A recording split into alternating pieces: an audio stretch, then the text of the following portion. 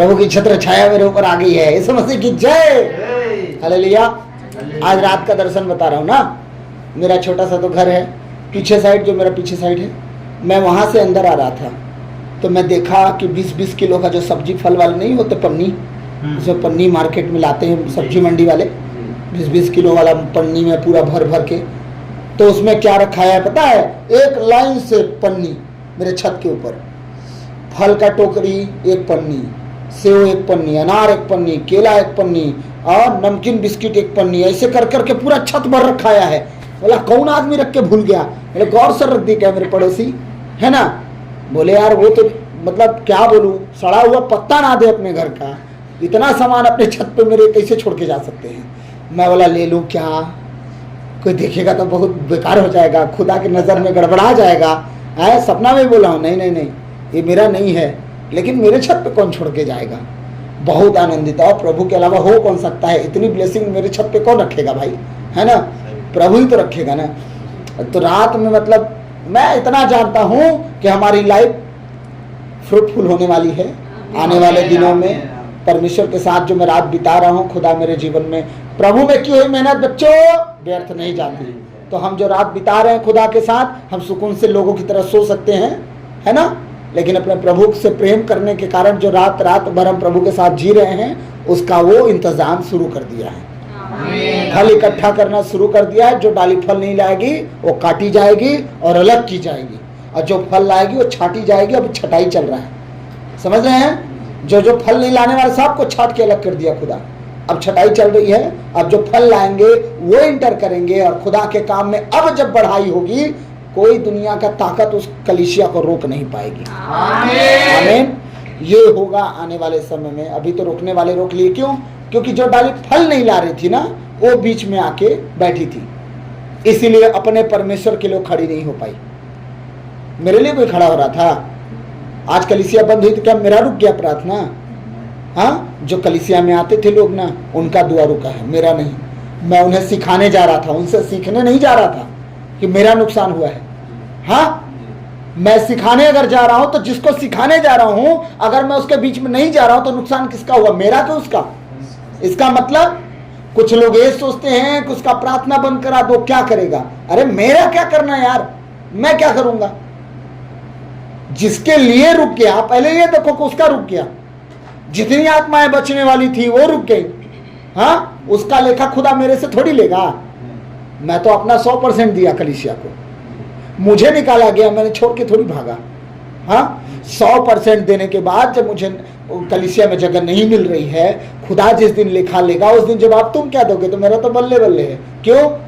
मैं हफ्ता में 3 दिन तुम्हें समय देता था, हफ्ता में 7 दिन खुदा को समय दे रहा हूँ। हाँ, मैं उसके साथ जी रहा हूँ, चल रहा हूँ, उठ बैठ रहा हूँ, अपने आप को जांच रहा हूँ कहाँ पे कम कहाँ पे बेसी।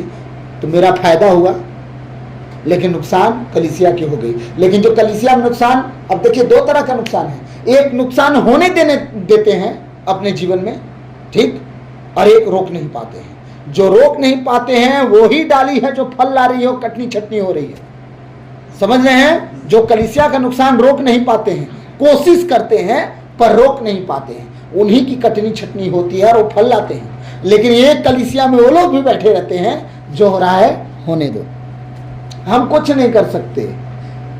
बोलना है तुम बोलो, हम तो धीरे से निकल जा रहे हैं घर, है ना? इसीलिए खुदा सबको घर में बैठा दिया।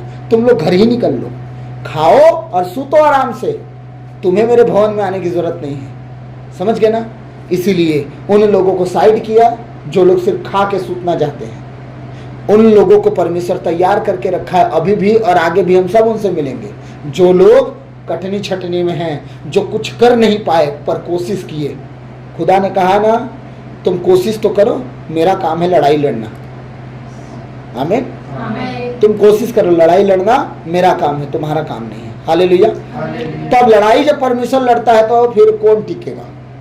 कुछ दिन, इसके बाद सबका पत्ता साफ, विरोधियों का भी और अधिकार रखने वाले लोगों का भी। ये सीधी बात है, घुमा फिरा की कोई बात नहीं है, सीधी बात है। नबूकदनेस्सर है, ये है जीवन में, अगर इस बार और आ गया तो जितना अधिकार रखे हैं ना, वो गायब हो जाएंगे, दिखेंगे नहीं, सब अपने अपने घर में रहेंगे। ये बात 3 साल पहले बोला हूँ, 3 साल बीत चुका है, 2 साल और 2 साल में सबके समझ में आ जाएगा कि कलीसिया गई कहाँ। याद रखिएगा, और ये सच है, मैं सबके सामने सच्चाई बोल रहा हूं। अगर 2 साल बाद अगर ये चीजें नहीं हुई ना, तो मेरा वीडियो मैसेज सुनना छोड़ दीजिएगा। ये बात सच्चाई बता रहा हूं कि 2 साल बाद जो होगा ना कलीसियाओं के साथ, अगर अब घुटने पे नहीं आई ना कलीसिया, अगर अब नबूकदनेस्सर के लिए दुआ नहीं की ना कलीसिया, मैं सच कह रहा हूं 2 साल बाद यही नबूकदनेस्सर घसीट के ले जाएगा अपने हिसाब से। फिर जिसको यहां रहना है उसको वो कहना है जो वो चाहते हैं, फिर वो नारा लगेंगे। हालेलुया। इसीलिए थोड़ा हिसाब से, खुदा के साथ पूरी ईमानदारी से, नहीं तो फिर नुकसान सहने के लिए तैयार है। कोई नहीं बचाने वाला।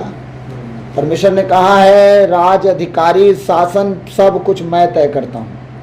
राजा भी, मंत्री भी, मुख्यमंत्री भी, सब कुछ मैं तय करता हूँ। तो अगर वो हमारे खिलाफ में तय किया है तो भी वो तय किया है,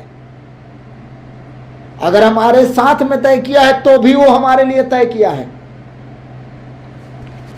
मैं ऑनलाइन तो नहीं बताऊंगा, लेकिन यहां जो बैठे उन लोग को कुछ बताना चाह रहा हूं। हालेलुया। तो आइए हम प्रभु के वचन में जाएंगे। स्तोत्र ग्रंथ आज 112 अध्याय को हम देखेंगे। चलो पढ़ो। हालेलुया। धन्य है वह मनुष्य जो प्रभु पर श्रद्धा रखता। हालेलुया। हालेलुया। धन्य है वह मनुष्य जो किस पर श्रद्धा रखता है? प्रभु पर। किसको धन्य कहा गया?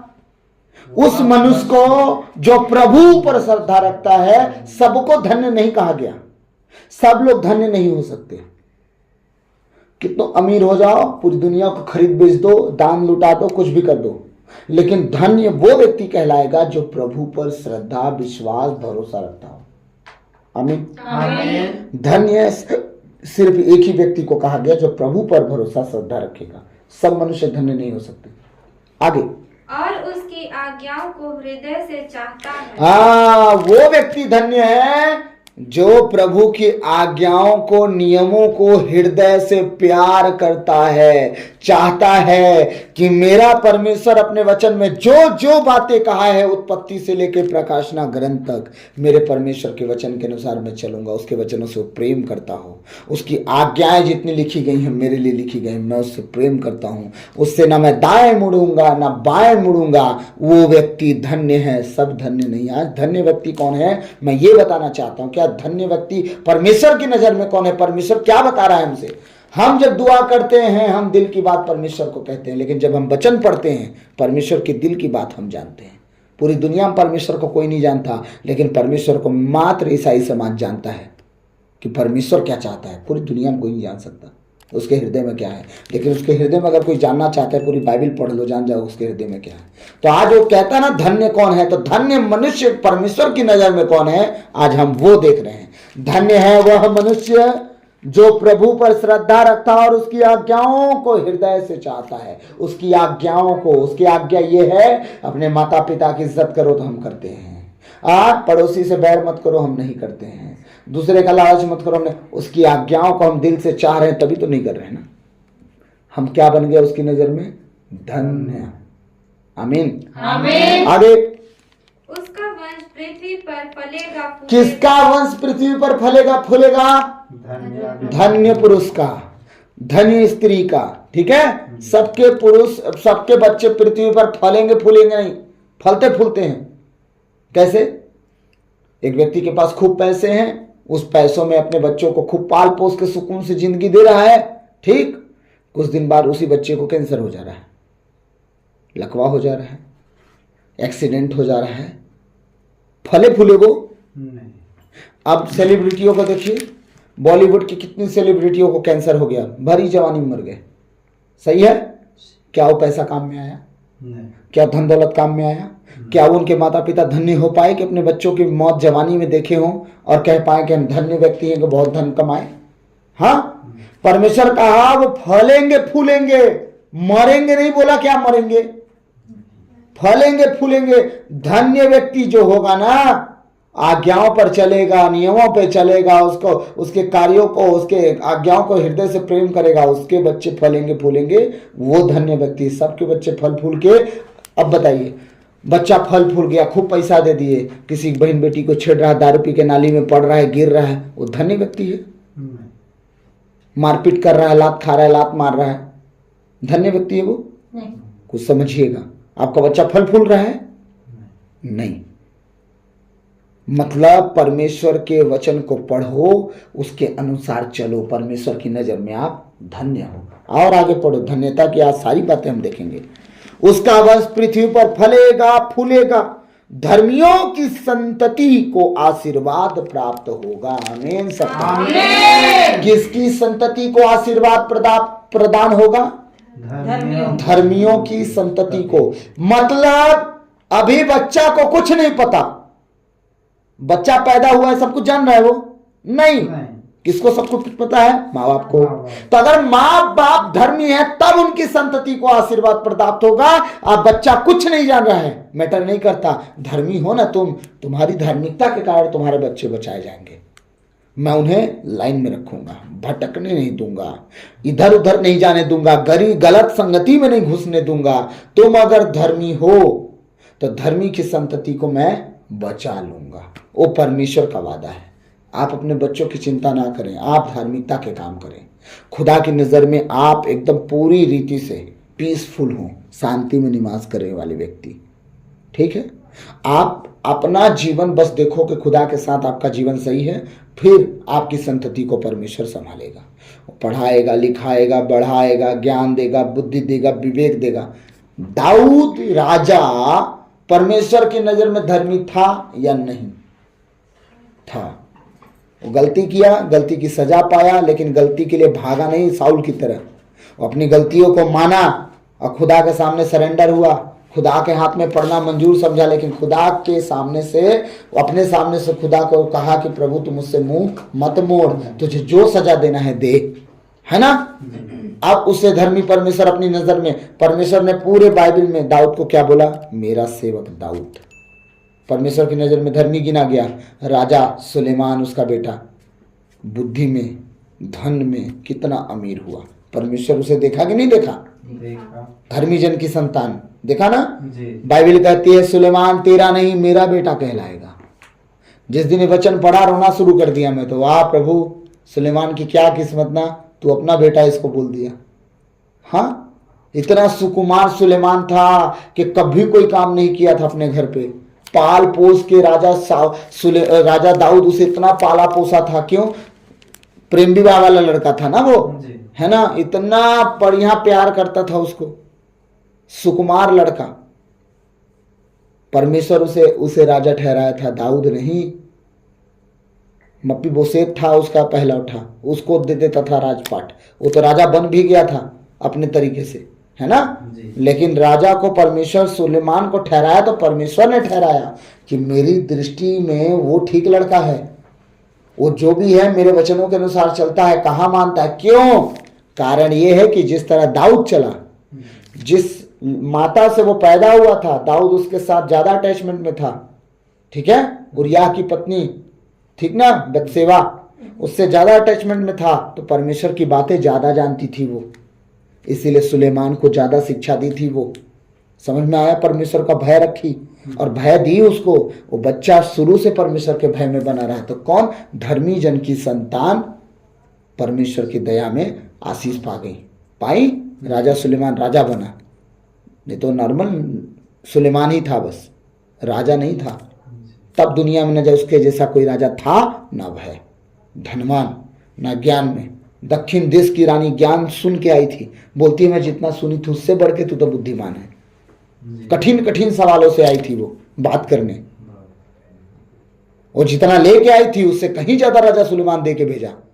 इतने इतने ऊँटों में सुगंध द्रव्य, मोती, हीरे, जवाहरात लाई थी, उससे भी बढ़ के दिया राजा सुलेमान। राजा को तुम का दोगे, हम तुम्हें देके भेजेंगे। हालेलुया। क्या कह रहा है? उसका वंश पृथ्वी पर फलेगा फूलेगा, धर्मियों की संतति को आशीर्वाद प्राप्त होगा। राजा सुलेमान आशीर्वाद पाया कि नहीं पाया? पाया। हमारे बच्चे पाएंगे कि नहीं? हमें बस धार्मिकता का ध्यान रखना। आमीन। आगे, उसका घर भरा पूरा होगा। उसका घर क्या होगा? भरा पूरा, मतलब किसी चीज की कमी नहीं, फुलफिल, पूरी रीति से खुदावंद उसे फुलफिल रखेगा। सब कुछ भरपूरी में, ना घटेगा ना मांगने देगा। कुछ समझे? ना घटेगा ना मांगने देगा। ये नहीं बोला कि भर के देगा, ना घटेगा ना मांगने देगा, क्योंकि आपने दुआ ही किया आज की रोटी आज हमें दे, बस। बाकी खुदा कल अपनी चिंता तू खुद करवा देगा। कल की चिंता कल करता है, कल का दिन हमें नहीं करना है। जब हम डिपेंडेंट हो जाते हैं ना खुदा के ऊपर, तो फिर एलिया को कौवा भी रोटी पहुंचाता है। आमीन, आमीन। है ना? हाँ, आगे। उसकी न्याय प्रियता सदा बनी रहती उसकी न्याय प्रियता, वो जो न्याय की बातें करता है, वो जो प्रिय बातें होती है ना उसके द्वारा, वो सदा बनी रहती है। मरने के बाद लोग उनके चर्चा करते हैं, आह क्या आदमी था यार। सही है? सही। क्या बात करता था, क्या वचन बोलता था, प्रभु के वचनों का भेद उसे कितना पता था। लोग जो परमेश्वर के दास लोग मर गए, आज तक उनकी गवाहियां चल रही हैं। क्यों? उसकी न्याय प्रियता की बातें, उसके प्रेम की बातें, हाँ, कितनी कितनी मोस्ट इंपोर्टेंट रही होगी। हालेलुया। हाँ, उसकी न्याय प्रियता, उसके धर्म की बातें सदा बनी रहेगी, वो कभी भी खत्म नहीं होगी। धन संपत्ति उसके घर में कभी घटेगी नहीं, वो सदा पुराते रहेगा। कभी कभी लोग आपको देखेंगे, बोलेंगे ना यार ये लोग तो कमाते हैं 8-8, 9-9 हजार हैं, तो आखिर इनका मेंटेनेंस कैसे हो रहा है? 2 बच्चे पढ़ रहे हैं, हाँ, समझते जाइएगा। 2-2, 3-3 गाड़ियां चल रही हैं घर पे, एक स्कूटी है, बाइक है, पेट्रोल खर्चा, सर्विसिंग खर्चा, समझिएगा ना। घर का बिजली का बिल आता होगा, हाँ, इनके खुद खाने के खर्च होंगे, समझते जाइएगा। और यहाँ जब महीना में प्रेयर होता है तो इतने लोगों को खाना भी प्रेम से नहीं, प्रेम से बढ़ के खिला रहे हैं, तो आखिर ये पूर्ता कहाँ से है? मतलब ये जरूर बहुत कमा रहे होंगे। एक गलत फहमी में जीने वाले लोग हैं। ये धन्य लोग हैं जिनके जीवन में धन संपत्ति घटने नहीं दे रहा है खुदा। आमीन। आमीन। ये धन्य लोग हैं, इनके जीवन में घटने नहीं दे रहा है। और याद रखिएगा, जब झांकने आएंगे कि कितना रखे हो, तो बोलेंगे हम तो नीलवटा सन्नाटा है। लो देख लो, हम आपके सामने खुली किताब है ना? अकाउंट चेक करना वो भी देख लो। तो भाई तुम कहां से खर्चा किए हम नहीं जानते। हमने कहा खुदावन अगले हफ्ते में तेरे लोग आने वाले हैं, जितने लोग आने वाले हैं उसका प्रबंध करो, करता है, बात खत्म। हम धन्य व्यक्ति हैं, कर दिया। उसकी नज़र में है तब तो कराना। कुछ नहीं घटने दिया। हम 1 नहीं 3 प्रकार के सब्जी खाए, पनीर भी खाए, नॉनवेज भी खाए, सलाद पापड़ भी चबा गए हैं। सब में पैसे लगे होंगे आज की महंगाई देखते हुए, लेकिन हम धन्य ना होते तो क्या परमेश्वर पूरा कर पाता? जब लोग देखते हैं बोलते हैं इनके पास तो बहुत पैसा है यार, इतना खर्चा कर रहे हैं। अरे तुम्हारी बुद्धि काम नहीं कर रही है, बस इतना कहूँगा मैं। अगर बुद्धि काम करती तो तुम समझते कि प्रभु ने इन्हें धन्य बनाया, तब इनके कम कमाई में भी इतना भरपूरी से खर्चा करवा रहा है। क्यों? अगर इनका दिल छोटा हो जाए परमेश्वर के लिए, खुदा कल के दिन इनका मार्ग बंद कर देगा और खर्च नहीं करने देगा। तो मत कर खर्च, मैं तेरे लिए रास्ता नहीं खोलूंगा। परमेश्वर ने देने वालों के लिए देने का वादा किया है, धर धर के मुट्ठी बांध के रखने वालों के लिए वादा नहीं किया है। समझ में आया? उसने कहा जिस तरह मैंने तुम्हें उदारता से दिया, तुम भी एक दूसरे के लिए मदद करो। तुम्हारे पास अगर 2 चादर होते एक दूसरे को दो, ठीक है, ताकि वो भी नंगा उघारा ना घूमे। इसका तात्पर्य क्या है? परमेश्वर अब तुम्हारे लिए 4 चादर का व्यवस्था कर रहा है, ताकि तुम 2 रखो और 4 बांटो। 2 था 1 बांटे, अब 4 देगा परमेश्वर। 2 रखो 2 बांटो, फिर 8 देगा, 2 रखो 2 बांटो। तुम्हारे पास भरते जाएगा, तुम बांटते जाओ, घटेगा नहीं। जितनी मिनिस्ट्री चल रही है देखिएगा, ये मिनिस्ट्री नहीं बोलते हैं इसको मिनिस्ट्री बोलते हैं, हक्कों की धरो बोलते हैं। कितना मिल जाए हम समेट के रख लें, है ना? आपका प्रॉपर्टी दे दो, खा जाएंगे वो। हाँ, बड़ी बड़ी मिनिस्ट्री जो चल रही हैं आज देखिए, उनकी मिनिस्ट्री 2 जन 4 जन से शुरुआत हुई है, आज लाखों लाख लोग विजिट कर रहे हैं। क्यों? वो न जाने कितने लाखों की चैरिटी करते हैं। कहां से आया पैसा? उन्हें जो मिला खुद के लिए नहीं रखे, परमेश्वर ने दिया, परमेश्वर के लोगों के लिए समर्पित। एक दिन में एक मिनिस्ट्री का हम बयान सुन रहे थे, 19 लाख रुपया का चैरिटी करता है पर डे। 19 तिया 57 लाख पर मंथ। सॉरी 19 तिया 57 बोल रहा हूं। 1 करोड़ 90 लाख पर 10 दिन में। 19 दहाम 190 हुआ ना, 1 करोड़ 90 लाख 10 दिन में। तो 9 तारीख 18 3 4 करोड़ 80 लाख का एक महीना में लगभग वो क्या कर रहे हैं, चैरिटी कर रहे हैं। कहाँ से पैसा आया इतना? सही जा रहा हूँ साहब? कैलकुलेटर कर लिए सही है ना? 4,80,00,000 का, थोड़ा दिमाग मैथ में ठीक है मेरा, है? सोचिए इतने पैसे कहाँ से आए? खुदा है, उन्होंने देना शुरू किया, खुदा ने देना शुरू किया, वो देना शुरू किए, खुदा ने देना शुरू किया। क्यों दान दशमांश के लिए बाकी चर्च लोग इतना ज़्यादा क्यों बोलते हैं? सारी कलीसिया सोचती है अगुआ अपने लिए बोल रहा है, लेकिन कलीसिया का अगुआ समझता है कि जो ब्लेसिंग मैं पाया हूं अपना दान दशमांश दे के ये भी पाए। वो शिक्षा इसीलिए देता है कि मैं बचा तुम भी बचो। सारी कलीसिया सब एक्सेप्ट कर लेती। जब दान दशमांश की बात आती है उनका दिल धक धक करता है कि उनका गुर्दा, कलेजा, फेफड़ा, किडनी, गुर्दा कोई मांग लिया हो। परमेश्वर तुम्हें 100 गुना दिया, तुम्हें 10% तो मांगा वो है, मात्र 10%। 90 तो तुम्हें दिया ना। क्यों भूल जाते हो कि 90% तुम्हें परमेश्वर दिया है? भूलना मत। अगर एक बीमारी घुस जाए तो तुम्हारी 100 की 100 आमदनी चली जाए। हाँ, एक छोटा सा एक्सीडेंट घुस जाए 100 की 100 आमदनी चली जाए। भूलना मत, अगर परमेश्वर तुम्हें 90% सेफ और सुरक्षित दे रहा है तो तुम्हारा कोई दीमक नहीं लगेगा, कोई शैतान थैली को छेद नहीं कर पाएगा। 90% तू और तेरा सेफ खर्च होगा। कोई इसमें बीमारी नहीं होगी, कोई इसमें नुकसान नहीं होगा, कोई एक्सीडेंट नहीं घुसेगा। 90% तेरा है, जैसे चाहे तुझे। 10% तू निकाल के तो देख, तो मैं तेरी कमाई को सेव करूंगा। आज मिनिस्ट्री कितनी आगे चली गई और ये मिनिस्ट्रियां धंसती जा रही हैं धरती के नीचे। कुछ मिनिस्ट्रियां हैं ना हमारी आंखों के सामने गायब होते जा रही हैं, दिख ही नहीं रही कहाँ जा रही हैं। पते नहीं चल रहा किसके लिए जी रहे हैं। यीशु मसीह के जी रहे हैं कि खुद के लिए जी रहे हैं? यीशु मसीह की आराधना करने आते हैं, खुद की आराधना करवाने के लिए बुलाते हैं, कुछ समझे नहीं आ रहा है। मैं किसी को टारगेट नहीं कर रहा हूं, मैं खुद कह रहा हूं आपकी आंखें हैं, आपके पास बुद्धि है ना? अगर वही अंधभक्त वाला चश्मा नहीं लगाए हैं तो समझ में आ जाएगा, अगर लगाए होंगे तो समझ में नहीं आएगा। ठीक है, तो समझिए कि चल क्या रहा है। आप परमेश्वर ने जब आपको इतनी आशीष से ब्लेसिंग दिया तो आप धन्य बनो ना। क्या दिक्कत है? हम 100 रुपया में 10 रुपया निकालने समय हमें नहीं अखरता है। 10,000 में 1,000 भी निकाल लेते हैं। जब बात आती है 1 लाख पे तब 10,000 निकालने में बड़ी दिक्कत होता है। और यही परमेश्वर है, उसने कहा है याद रखिएगा, तुम मेरे लिए अपना हृदय खोलो, मैं तुम्हारे लिए आकाश के झरोखे खोल दूंगा। आमीन। तुम्हारे लिए धरती के छुपे हुए खजाने दूंगा। इसका मतलब हम तो कमाते इतने ही हैं, कहां से अलग से दे देगा प्रभु? अरे होशियार चंद, तुम कमाते इतनी ही हो तो पूरे महीना बचाते क्या रुपया हो? 1 रुपया नहीं। यही तो कह रहा है वो कि जो तुमसे 1 रुपया नहीं बच रहा है मैं तुम्हारा 100% बचा के रखूंगा। वो समझ में आया? महीना में तो हम भैया 10,000 कमाते हैं, उतना हमारे घर के लिए ही होता है, बचेगा कहां से कि हम देंगे? वही तो परमेश्वर कह रहा है तू 1,000 निकाल तो देख, तेरा 2,000 में महीना कंप्लीट होगा, 7,000 तेरे जेब में होंगे महीना के लास्ट में भी। आमीन। ये है परमेश्वर। परमेश्वर हिसाब किताब शैतान के ऊपर लठ मारता है, सर्दी घांसी तक न घुसने पाए उसके घर में। क्यों? क्योंकि अब वो मेरे लिए अपने कमाई का अंश निकाल रहा है।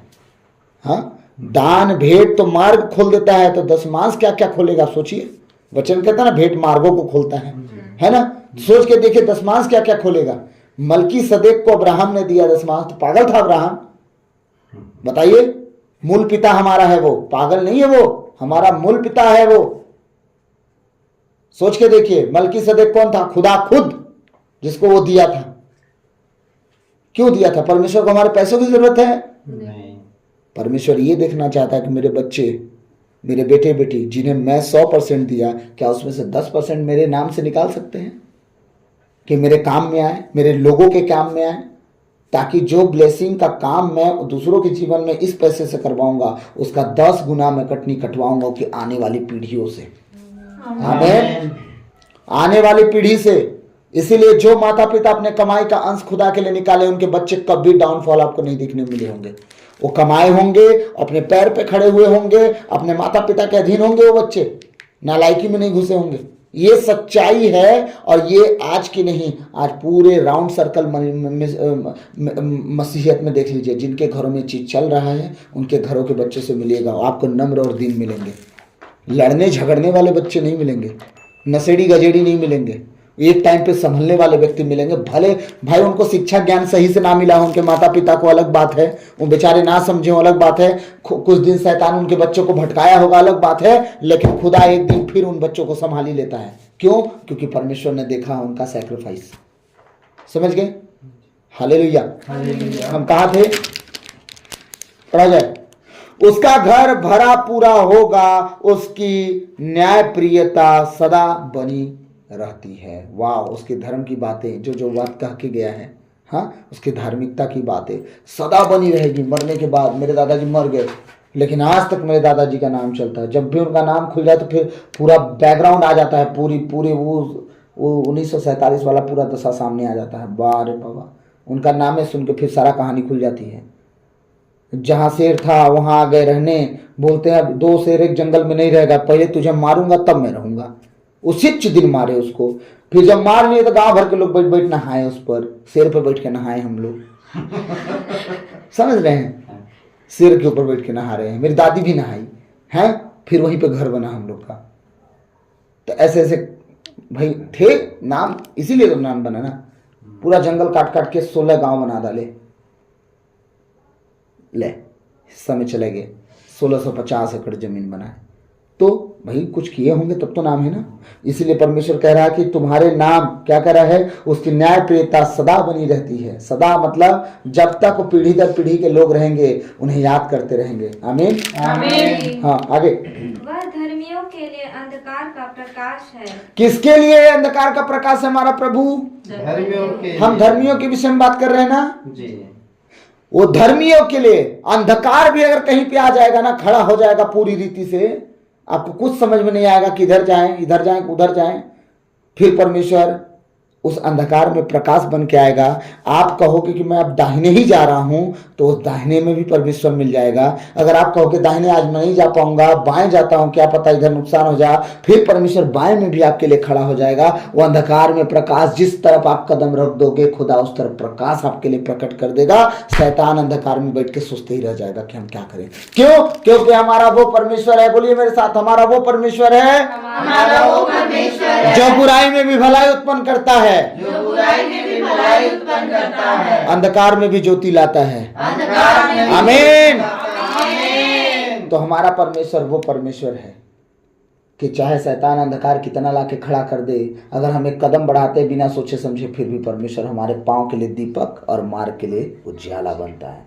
आमीन आमीन। आगे। वह दयालु, करुणामय और न्यायप्रिय है। वाओ, वह धर्मियों के लिए अंधकार का प्रकाश है, वह दयालु, करुणामय और न्याय प्रिय है। कौन? हमारा परमेश्वर। किसके लिए? मात्र धर्मियों के लिए। अरे तब पापियों का तो छुटकारा हो गया। अरे भैया, मेरे तो पापी जिंदगी में बना रहे का है, पापी जिंदगी और पापी बना रहे। परमेश्वर किसके लिए आया बताइए? परमेश्वर किससे नफरत करता है, पाप से कि पापियों से? पाप से। मतलब वो चाहता है ना कि हर पापी धर्मी बन जाए, कि नहीं चाहता है? चाहता है। तो यहां अपना मैथमेटिक्स मत लगाएं कोई, है ना, कुछ भी अल्फा बीटा कास थीटा कुछ ना लगा दें कि परमेश्वर इधर कह रहा है मैं धर्मियों से, उधर कहता कि मैं पापियों के लिए आया हूं। अरे तो पापियों के लिए इसीलिए तो बोल रहा है कि पाप छोड़ो, धर्मी बनो, ताकि मैं तुम्हारे लिए सब करूं। पापी बन के पड़ा रहोगे, डिंग डोंग करते रहोगे, इधर उधर चलते रहोगे, तो फिर मैं तुम्हारे लिए कैसे कुछ करूंगा? तुम धरती गिने ही नहीं, धर्मी गिने ही नहीं गए। तो जब तुम धर्मी नहीं गिन पाओगे तो मैं तुम्हारे लिए कैसे कुछ करूंगा? हालेलुया। प्रभु का वचन क्या कह रहा है? वह धर्मियों के लिए अंधकार का प्रकाश है। अंधकार का प्रकाश है हमारा प्रभु। हम सब धर्मी हैं, सब कहें हम सब धर्मी हैं, हम सब याजक हैं, हम सब याजक हैं, हम परमेश्वर के चुने हुए लोग हैं, हम परमेश्वर के चुने हुए लोग हम परमेश्वर के राजपद याजक लोग हैं, हम परमेश्वर के राजपद हम परमेश्वर के वंशज हैं, हम परमेश्वर के वंशज, हम परमेश्वर के मित्र हैं, हम परमेश्वर के मित्र हैं, हम परमेश्वर के भाई बंधु हैं, हम परमेश्वर के भाई बंधु, हम उसके घर घराने के लोग हैं। हम उसके घर घराने के लोग, वो हमें कभी नहीं छोड़ेगा, वो हमें कभी नहीं त्यागेगा। वो हमें कभी नहीं त्यागेगा। आमीन आमीन। वह धर्मियों के लिए अंधकार का प्रकाश है, वह दयालु, करुणामय और न्याय प्रिय है। कैसे? आप धर्मी बन जाओ, सारे गुनाह क्षमा कर देता है। आप धर्मी बन जाओ, सारे पाप क्षमा कर देता है। आप धर्मी बन जाओ, सारे दुख हर लेता है। आप धर्मी बन जाओ, शरीर की सारी तकलीफें हर लेता है। आप धर्मी बन जाओ, आपके घराने को सुधार देता है। वो दयालु करुणामयी है, न्यायप्रियता परमेश्वर है। आप धर्मी तो बन के देखो, तू बस तेरा घराना बचा जाएगा। किसके कारण? आप धर्मी बन गए, घराने को सुधारने पर लग गया परमेश्वर। आमीन। आमीन। तो धर्मी बनना है हमें। हालेलुया। हालेलुया। 5वां वचन क्या कह रहा है? वह तरस खाकर उधार देता हाँ। और ईमानदारी से अपना कारोबार करता है। वह तरस खाकर उधार देता और ईमानदारी से अपना कारोबार करता है। आप सब कितनों दुखी हो जाओ, कितनों तकलीफ में हो जाओ, आपको अगर लगे कि मेरे पास कुछ नहीं है, वो आपको तरस खाएगा और आपका उधार देने वाला बनेगा। तो समझ में आया? तब आप इंसान से उधार नहीं मांगोगे, पड़ोसी से नहीं, अपने रिश्तेदारों से नहीं, खुदा आपको उधार देता है। फिर आमीन। फिर भरपूरी में देता है, वो कमी घटी में नहीं देता। और ऐसा उधार देता है कि वो ये नहीं कहेगा सुनना 1 महीना लौटा देवे, 5% ब्याजो चाहिए, 12% भी चाहिए। वो कहेगा कि जब तेरी इच्छा होगी लौटा देना। समझे? ये है हमारा परमेश्वर। आमीन। आमीन। आगे, वह सन्मार्ग से कभी नहीं भटकेगा, उसकी स्मृति सदा बनी रहेगी। धर्मियों के लिए परमेश्वर कह रहा है वह तरस खाकर उधार देता और ईमानदारी से अपना कारोबार करता है। वह सन्मार्ग से, सही रास्ते से। कौन? धर्मी व्यक्ति। ठीक है? वह सन्मार्ग से कभी नहीं भटकेगा। कौन? धर्मी व्यक्ति। परमेश्वर उसके लिए एक क्या प्रतिज्ञा भी दे रहा है, वादा भी कर दे रहा है। नहीं भटकेगा मतलब मैं गारंटी लेता हूं, परमेश्वर कह रहा है नहीं भटकेगा। सही रास्ते से वो नहीं भटकेगा। वो इधर उधर कभी बहकने का नौबत आएगा, मैं खड़ा हो जाऊंगा अपने वचन के द्वारा, दासों के द्वारा, दर्शन के द्वारा, किसी न किसी के द्वारा मैं खड़ा हो जाऊंगा। ठीक नहीं चल रहा है, सीधे चलो। समझ में आया? वो सन्मार्ग से कभी नहीं भटकेगा। परमेश्वर आपके साथ खड़ा है, वादा कर रहा है नहीं भटकने दूंगा। तब तो वो बोल रहे हैं ना, इतना करेक्ट बात, फुल स्टॉप लगाया, वहां क्वेश्चन मार्क नहीं है, सवाल कर रहा हूं, फुल स्टॉप है, मतलब उसकी बातें हैं, वो नहीं भटकने देगा। आगे दूसरी लाइन, उसकी स्मृति सदा बनी रहेगी। समझ में आया क्या? स्मृति मतलब समझ में आया? उसकी यादें सदा बनी रहेगी। धर्मी जन को लोग सदा याद करते रहेंगे। हमारे बापू को लोग याद नहीं कर रहे हैं, कर रहे हैं। स्वामी विवेकानंद को याद नहीं किया जा रहा है। हाँ, भीमराव अंबेडकर को याद नहीं किया जा रहा है, किया जा रहा है। हमारे क्या बोलते हैं एपीजे अब्दुल कलाम को याद नहीं किया जा रहा है। उसका मतलब ये वो लोग हैं जो कुछ किए हैं। समझ में आया? अपने देश के लिए, अपने लोगों के लिए जो किए हैं, बहुत बड़े काम किए, इसलिए इनका नाम याद किया जाता है और प्राउड फील किया जाता है कि हमारे देश में ऐसे ऐसे लोग हैं। हाँ प्रभु, जब हम पौलुस की बात करते हैं, पेतरुस की बात करते हैं, थॉमस की बात करते हैं, तो हमारे वो मूल गुरु हैं कि आज वचन हमारे पास है। वो ना होते तो हम वही साग मुराई होते, कोई आता काटता पीटता खाता पीता चले जाता, जैसे पहले होता था। प्रभु को जाने घुटना टिकाए, राज शासन खुदा छीन लिया और क्या कर दिया? प्रजातंत्र। सिंपल साधारण, खत्म। हालेलुया। आगे, वह विपत्ति के समाचार से नहीं डरेगा, उसका मन सुदृढ़ है, वह ईश्वर का भरोसा करता है। आमीन। आमीन। वह सन्मार्ग से कभी नहीं भटकेगा, उसकी स्मृति सदा बनी रहेगी। वह विपत्ति के समाचार से नहीं डरेगा। परमेश्वर का वचन कह रहा है कि अगर धर्मी तुम हो तो तुम्हारा विश्वास मुझ पर होगा। दुनिया में लाख विपत्ति आएगी, तुम डरोगे नहीं। मेरे साथ मेरा परमेश्वर है तो मेरा कौन क्या बिगाड़ेगा, है ना? मेरे को पैरों से पत्थर से ठेस नहीं लगेगी। चाहे मेरे दाहिने लाखों, चाहे मेरे बाएं हजारों गिर जाएं, पर मुझे किसी बात की घटी कमी नहीं होगी। इसका मतलब परमेश्वर कह रहा है अगर धर्मी जन मेरे पर भरोसा करेगा, लाख विपत्ति आ जाए वो डरेगा ही नहीं। डरेगा नहीं मतलब मैं उसके साथ हूं। फिर उस विपत्ति को मैं काट छाट के अलग करूंगा और उसे उस विपत्ति में उभार के ऊपर उठा दूंगा। आमीन। हालेलुया। वह सन्मार्ग से नहीं भटकेगा, उसकी स्मृति सदा बनी रहेगी, वह विपत्ति के समाचार से नहीं डरेगा। कितना बड़ी विपत्ति का समाचार आ जाए, आज तेरा बाप मर गया, मरना ही था, तेरी मम्मी मर गई, मरना ही था, तेरी बेटी मर गई तो क्या कर लूंगा, कुछ कर लूंगा मैं? बताइए, माँ बाप मरे तो इजीली बोल दिए, बेटी जब मर गई, बेटा मर गया, तब तो बड़ा दुख हुआ ना। क्या कर लोगे, क्या कर लोगे बताओ, कुछ कर लोगे? कुछ नहीं। एक ऑप्शन है, खुदा के सामने बैठ जाओ, खुदा जो हुआ ठीक नहीं हुआ, और ये कहीं ना कहीं हम धर्मी नहीं तेरे नज़र में गिने गए, इसलिए हुआ। तो जब इसलिए हुआ तो आगे की उसकी जर्नी तू सफ़र तय कर दे, ताकि अधलोक में तेरे नाम पे वो बच जाए शायद, है ना। उसके क्या कर्म रहे हम तो नहीं जाने, अगर अच्छे कर्म नहीं रहे तो तू ठेका लिखा, लेकिन हाँ अब ऐसा ना हो कि हम भी वैसे ही चले जाएं, अकाल मृत्यु। समझ में आ रहा है? क्योंकि परमेश्वर ने कहा ना, तो अपने माता पिता का आदर करोगे तो भूमि पर लंबी उम्र बसोगे। लंबी उम्र मतलब पक्के बुढ़ापे तक जियोगे, ऐसे ही नहीं मर जाओगे। वो समझे? राजा दाऊद परमेश्वर की नज़र में धर्मी था, पक्के बुढ़ापे तक जिया, अकाल मृत्यु नहीं मरा। कोई राजा बाइबल में अपने जीते जी अपने बच्चों को राज शासन नहीं दे पाया, पूरी बाइबल पढ़िएगा। लेकिन राजा दाऊद अकेला बंदा था जो अपने जीते जी अपने बेटा सुलेमान को राजा ठहराया और उसे दंडवत किया राजा बोल के। समझे? ये है लंबी आयु का राज। मैं इस पर सरमन तैयार किया था, हमारी तो मिनिस्ट्री बंद हो गई। सरमन तैयार किया था, लंबी आयु कौन कौन जिए, कैसे नहीं जी पाए, सब कुछ तैयार किया था। मिनिस्ट्री जब प्रार्थना रोक दिया गया, दिल उदास हो गया मेरा, और जितना एक्साइटमेंट था नए नए शिक्षाओं का सब छोड़ दिया मैं बीच में ही। अब हो गया, जब लोगों को ज़रूरत होगी देखा जाएगा, अभी तो नहीं लग रहा है ज़रूरत, तो कोई बात नहीं। हालेलुया। वह विपत्ति के समाचार से नहीं डरेगा, उसका मन सुदृढ़ है, वह ईश्वर का भरोसा रखता है। चाहे कुछ हो जाए, वो चाहे कुछ हो जाए, है ना, विपत्ति के किसी बात से नहीं डरेगा, उसका मन एकदम अटल है और परमेश्वर पर भरोसा रखेगा। प्रभु तूने दिया, तूने लिया, तेरा नाम धन्य हो। अय्यूब की तरह वो सरेंडर हो जाएगा। फिर परमेश्वर क्या करेगा? दोगुना लौटा देगा। 5,000 ऊँट थे, मर गए, परमेश्वर 10,000 लौटा दिया। 7,000 भेड़ बकरियां थी, 14,000 लौटा दिया। 13 बच्चे हो गए। ले, कितना चाहिए? परमेश्वर भर के दबा दबा के हिला हिला के दे दिया।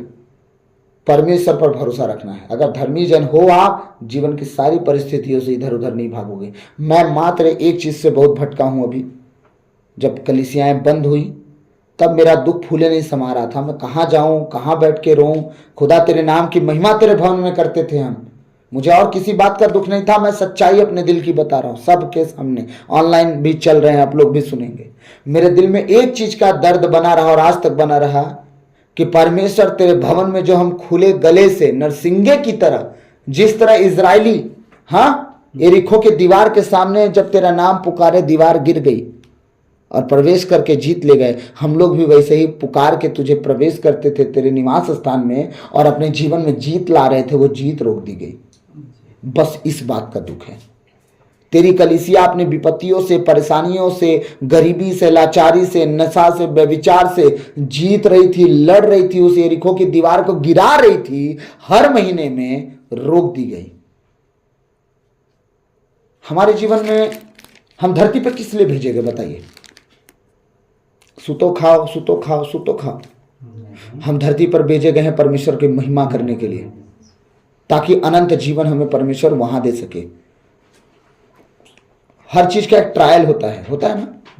ड्राइविंग लाइसेंस मिलने से ट्रायल होता है, ठीक है। आप नर्सिंग करके नर्स डॉक्टर बनते हैं, उससे पहले आपका ट्रेनिंग चलता है। कुछ समझ में आ रहा है? परमेश्वर धरती पर ट्रेनिंग के लिए भेजा है।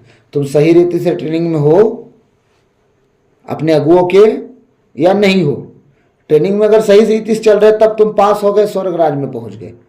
हाँ, और ट्रेनिंग में ही फेल चल रहे हो, यहाँ पे स्वर्ग राज मिलेगा हमको? नहीं। अब आप बताइए, 12वीं फेल हो हैं और आपको कोई डॉक्टर बना देगा? बताइए मुझे, कलेक्टर बना देगा? नहीं ना। हम 12वीं फेल होकर कलेक्टर बनना चाहते हैं। आज हमारी कलीसिया का ही रूल है।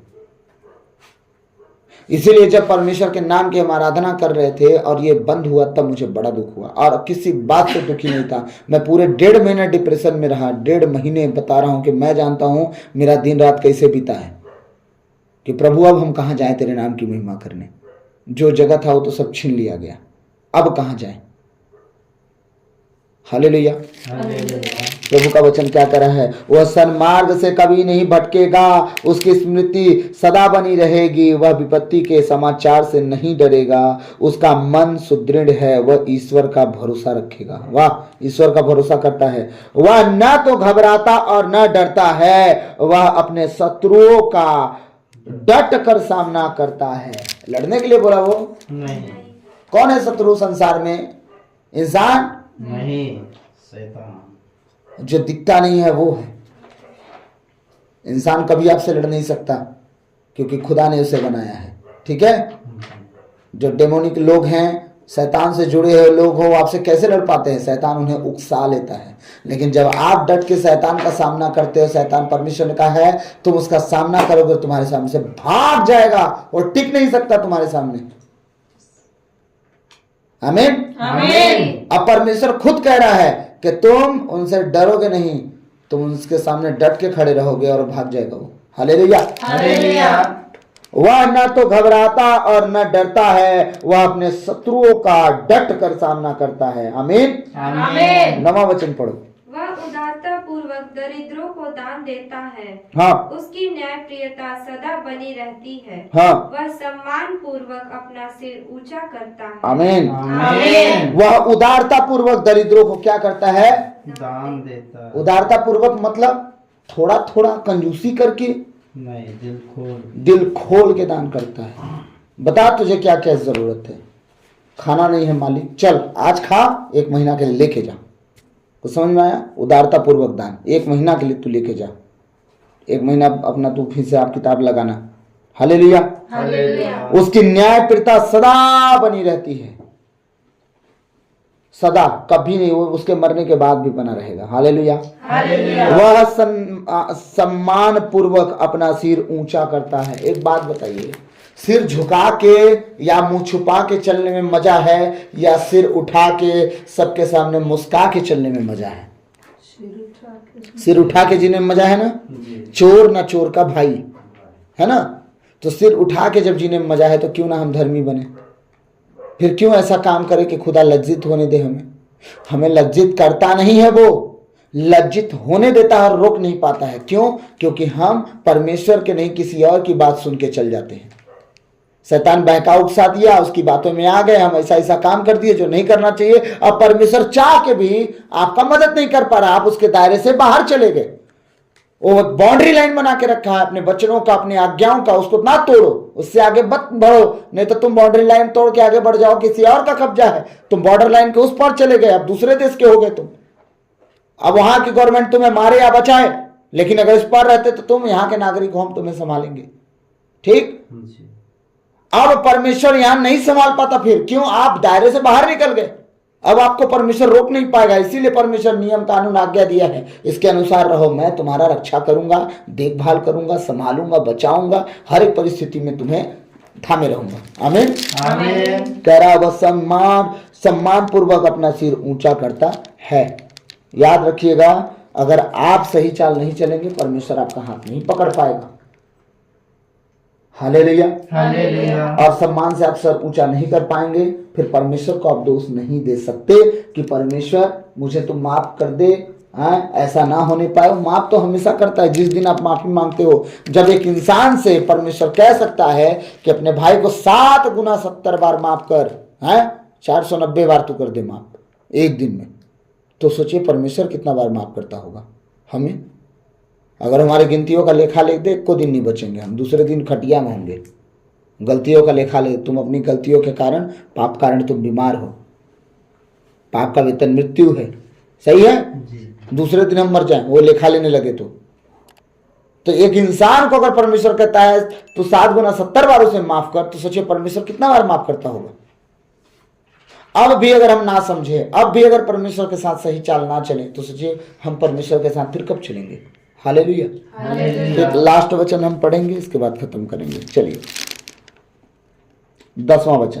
दुष्ट यह देख कर जलता है, हाँ। वह निराश होकर दांत पीसता है। हाँ। दुष्टों की अभिलाषाएं निष्सफल होगी। अब परमेश्वर कह रहा है धर्मी जन को कौन देख के? दुष्ट। उसका हालत क्या हो रहा है देखिए। जो आपसे जलते हैं जलते रहेंगे। फिर ट्रक के पीछे वाली लाइन मत बोलिएगा, जलो मगर दीपक की तरह। ट्रक के पीछे लाइन लिखा रहता है ना, जलो मगर दीपक की तरह, है ना। जलने वाला तेरा मुंह काला है, ये सब नहीं करना है हमको, है ना। हमें ताना नहीं मारना है, हमें शांत रहना है। अब दुष्टों का हालत देखना है कि दुष्ट हमें देख के क्या कर रहा है। क्या कर लो, दुष्ट यह देख कर जलता है। अब वो जल कैसे रहा है अपने आप? अच्छा ये बताइए, लकड़ी जब जलती है तो आप शरीर राख बनता है कि लकड़ी का शरीर राख बनता है? कुछ समझ में आ रहा है? हाँ, जब गैस जलता है तो आप काले होते हैं या बर्नल काला होता है ना। पीतल तांबा का जो बर्नल लगा होता है वो काला होता है ना। कुछ समझ में आ रहा है मैं क्या कहना चाह रहा हूं? तो जलने वाला काला होगा, राख होगा कि आप हो जाओगे? दुष्ट जल रहा है तो जलने वाला ही ना राख होगा। अब वो जलते जलते नरक की आग में भी जलाया जाएगा। परमेश्वर उसे वहां भी ढकेलेगा। बहुत जलने का शौक है, आराम से जल, तैर तैर के जल, अनंत जीवन तक जल। अनंत मृत्यु भी नहीं मिलेगी तेरे को, अनंत जीवन के साथ तू जल, मरेगा नहीं तू। हालेलुया। हाँ? दुष्ट यह देख कर जलता है, वह निराश होकर दांत पीसता है। बेचारे का दांत भी खिया जा रहा है, इतना दांत पीस रहा है। कुछ लोगों का दांत देखें यहाँ से ऐसे राउंड रहता है, ऐसे। हम लोग का खरगोश जैसे है ना, उनका यहाँ से मेरे को लगता है इतना दांत पीसे हैं कि इतना पर से गायब कर दिए हैं दांत। सामने वाला, सामने का छोटा छोटा हो जाता है ना। ऐसा लगता है खूब दांत पीसे होंगे वो लोग। हैं, कह रहा है दांत पीसते रहते हैं, लेकिन क्या कर लिए? अब धर्मी जन, ठीक, परमेश्वर के लहू में कवर, शैतान छूना चाह रहा है, छू नहीं पा रहा है। इनकी उन्नति होते जा रही है, तरक्की करते जा रहे हैं, फलते फूलते जा रहे हैं। ना इनका कमाई लूट पा रहा हूँ, ना बच्चों को लूट पा रहा हूँ, ना घर बिगाड़ पा रहा हूँ। अब वो दांत पीस रहा, कैसे नुकसान करूं और कहूं कि सुन तेरा परमेश्वर तो निर्बल है, वो कुछ नहीं कर सकता। देखना तो दुआ प्रार्थना करता था, करती थी, तेरा नुकसान कर दिए ना। अब आप उसे पॉजिटिव, नेगेटिव नहीं, पॉजिटिव वे में लेके बात कीजिए। सुनना, तो नुकसान करना चाहा पर कर कहाँ पाया? हाँ, मेरा परमेश्वर तो उसमें भी बचा के संभाल दिया। जो नुकसान करना चाहता था उससे भी अच्छा काम कर दिया खुदा। इसी नुकसान में मेरे लिए भलाई पैदा हो गई। आमीन, आमीन। तो उसे जवाब देना सीखना है हमको। Hallelujah. Non negative, B positive. Hallelujah. और थोड़ा अंग्रेजी सीख रहा हूँ। वह निराश होकर दांत पीसता है, दुष्टों की अभिलाषाएं निष्फल होंगी। दुष्टों की अभिलाषाएं, उनकी जरूरत क्या हो जाएंगी? कभी फल नहीं लाएगी। वो रह जाएंगे जिंदगी भर फल की चिंता करते। अब मिलेगा आबर मुंह में पर मुंह में नहीं पड़ेगा। दुष्ट लोग बैठ के सोचते रहेंगे कब मेरे लिए हो जाएगा, कब मैं वो कर लूंगा, मैं ऐसे करूंगा, मैं वैसे करूंगा, मैं ये कर दूंगा, और जिंदगी भर सोचते रहेंगे, पर उनके लिए कुछ नहीं होने वाला। उनकी सारी मेहनत पर पानी खुदा फेरते रहेगा, बाढ़ की तरह। Hallelujah, hallelujah. लेकिन धर्मियों के लिए वो कह रहा है सब कुछ पूरा होगा। वो धनवान भी होंगे, दानवान भी होंगे, और परिवार के साथ फलेंगे फूलेंगे। धर्मियों के लिए बहुत सी आशीष हैं। हालेलुया। तो आप सब समझे कि नहीं धर्मी जन के लिए क्या क्या परमेश्वर आशीष दे रहा है? तो आपको क्या बनना है? दुष्ट की धर्मी? धर्मी। तो धर्मी अगर बन गए तो सारी ब्लेसिंग धरती की आपकी है, लेकिन दुष्ट बन गए तो जलते रहेंगे, कोयला राख सब बन जाएंगे। हालेलुया। तो वजूद कृपया ना मिटाए। परमेश्वर के नियम, आदेश, कानून के अनुसार आप चलें। तो कैसे चलेंगे? बिना बाइबिल पढ़े संभव नहीं है। जब आप पढ़ेंगे नहीं तो बिना पढ़े ज्ञान कहाँ से आ जाएगा? नहीं। तो पहले बाइबिल पढ़ें। जिन्हें पढ़ना नहीं आता दूसरों से बैठ के सुने। हालेलुया। तो प्रभु आज के इन वचनों के द्वारा हम सबको आशीष दे। आमीन।